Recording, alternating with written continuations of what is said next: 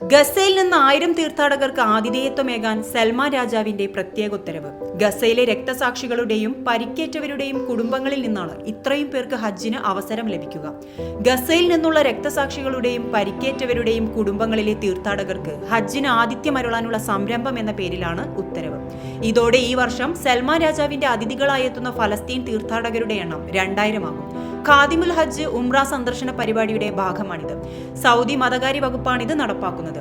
സൽമാൻ രാജാവിന്റെ പ്രത്യേക ഉത്തരവിലൂടെയുള്ള അസാധാരണമായ ഈ ആതിഥേയത്വം ഗസയിലെ ജനത അനുഭവിക്കുന്ന ദുരിതങ്ങൾക്ക് ആശ്വാസമാണെന്ന് മതകാര്യമന്ത്രി അബ്ദുൽ ലത്തീഫ് ആലു ഷെയ്ഖ് പറഞ്ഞു. ഇതുപോലെയുള്ള മാനുഷികമായ നിലപാടുകളും പരിഗണനകളും സൗദിക്ക് അപരിചിതമല്ല. രാഷ്ട്രസ്ഥാപകൻ അബ്ദുൽ അസീസ് രാജാവിന്റെ കാലം മുതൽ സൗദി ഭരണകൂടവും ജനങ്ങളും ഫലസ്തീനൊപ്പമാണ്.